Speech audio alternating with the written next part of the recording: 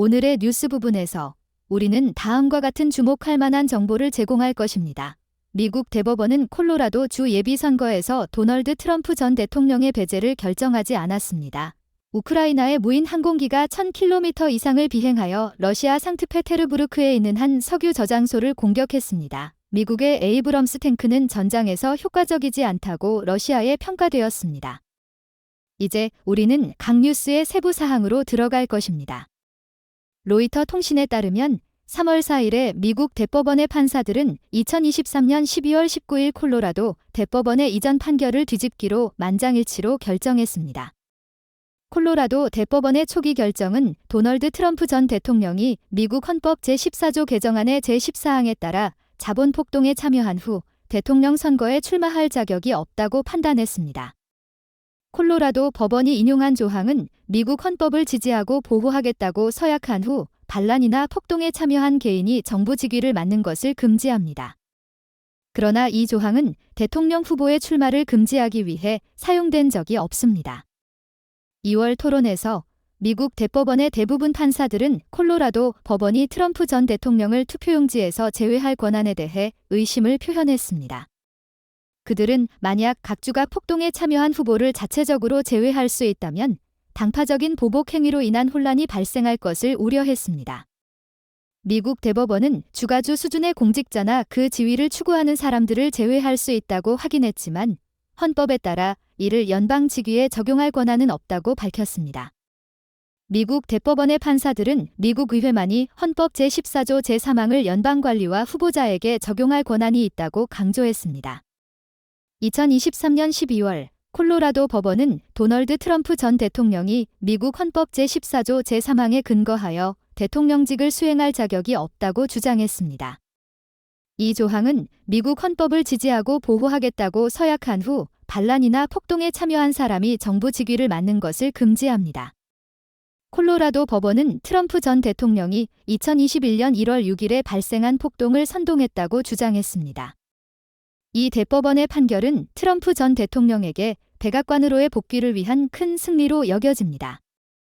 다양한 법적 도전에 직면해 있음에도 불구하고 트럼프 전 대통령은 현재 민주당의 조 바이든 대통령과 다가오는 미국 대통령 선거에서 대결할 공화당의 유력 후보입니다. 트럼프 전 대통령의 유일한 공화당 경쟁자는 남캐롤라이나주 전 주지사 니키 헤일리입니다.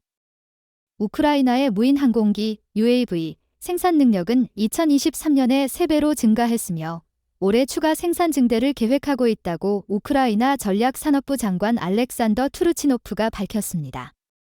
우크라이나는 특히 UAV가 전장에서 중요한 무기가 된 시점에서 UAV 기술 분야에서 선도 국가가 되기 위해 노력하고 있습니다.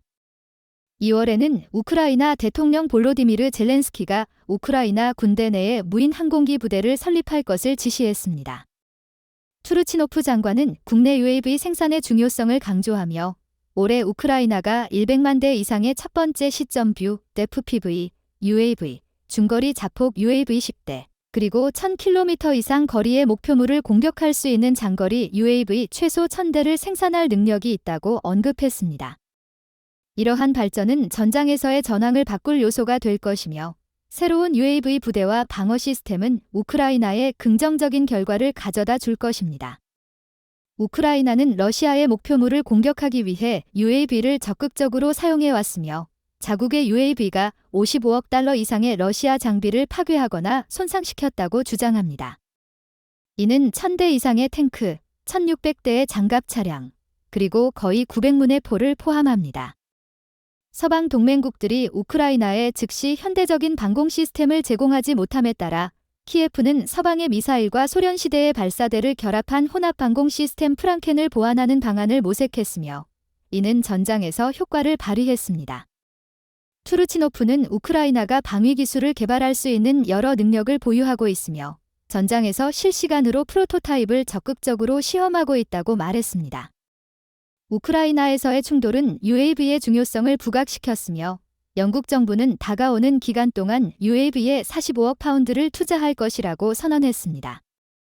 울리아노브스크시는 우크라이나의 에이브럼스 탱크가 공격받은 사건을 기록했으며 러시아의 무인 항공기 UAV 촬영한 근접 사진은 에이브럼스 탱크의 포탄 창고가 폭발하고 엔진실에서 몇몇 화재가 여전히 남아있는 것을 보여주었습니다. 이 사건은 우크라이나의 47번째 독립기계화 여단이 아브디우카 근처에서 에이브럼스 탱크가 이동하며 러시아군이 의심되는 위치를 향해 발포하는 영상을 게시한 지 몇 일 후에 발생했습니다. 이는 이 충돌에서 에이브럼스 탱크의 실전 사용 이미지가 처음으로 나타난 것을 표시합니다.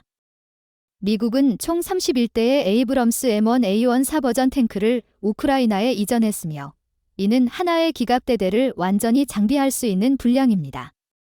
그러나 이 주력 전투 탱크는 이전 몇 달 동안 어떠한 전투에도 참여하지 않았으며 우크라이나 전장에서 그들의 모습을 찾아보기는 매우 드물었습니다. 에이브럼스는 현재 세계에서 가장 우수한 탱크 중 하나로 평가받고 있습니다. 그러나 우크라이나에 제공된 M1A1 4버전은 미군이 사용하는 버전과 같은 현대적인 갑옷을 장착하고 있지 않아 다양한 대전차 무기와 자폭 드론에 더 취약합니다. 처음에 워싱턴은 우크라이나에 보다 현대적인 M1A2 탱크 버전을 제공할 계획이었지만 결국 배송 과정을 가속화하기 위해 덜 우수한 M1A1 4탱크를 보내기로 결정했습니다. 펄리티코는 이 탱크들이 새 것이 아니며 가장 민감한 기술, 특히 빈약한 우라늄 갑옷층까지 제거되었다고 설명했습니다. M1 에이브럼스 탱크는 연료를 많이 소모하며 엔진 고장을 피하기 위해 매일 공기 필터를 청소하는 등 복잡한 유지 보수 절차를 요구합니다. 기는 혹독한 전장에서 우크라이나 병사들에게 큰 도전입니다. 우크라이나 군사작전에 에이브럼스 탱크를 통합하는 과정은 많은 도전에 직면해 있습니다. 우크라이나의 군사 무기고는 국가의 방어 능력을 향상시키기 위한 더 큰 전략의 일환으로 확장되고 있으며 국내 무기 생산을 강화하는 것을 포함합니다. 미국에서 온 M1 에이브럼스 탱크는 스웨덴의 스트리드스바겐 122, 독일의 레오파드 2, 영국의 챌린저, 프랑스의 AMX-10 등 서방으로부터 받은 기타 현대적인 탱크 모델들과 함께 우크라이나 기갑력의 중요한 보강으로 간주됩니다. 우크라이나 군대는 중요한 전선에서 러시아의 견고한 위치에 맞서고 있으며 에이브럼스 탱크의 등장은 화력을 증강하고 우크라이나 군대가 이러한 위치를 넘어서는 데 도움이 될 것으로 기대됩니다. 그러나 일부 군사 전문가들은 탱크 재장비 과정과 관련된 불확실성이 여전히 남아있다고 지적합니다. 러시아군은 서방에서 제공된 탱크, 챌린저 2와 레오파드 1을 포함해 대응하는 데 많은 경험을 축적했습니다. 2023년 9월 25일 보고서에 따르면 러시아는 자국 병사들에게 ATGM 대전차 미사일을 사용하여 에이브럼스 탱크를 상대하는 방법에 대한 지침을 제공하기 시작했습니다. 에이브럼스 탱크가 충돌에서 목표가 될 수 있지만 탱크 운전자는 우크라이나가 소련 시대부터 물려받은 다른 탱크 운전자들보다 생존 기회가 더 높을 것으로 여겨집니다.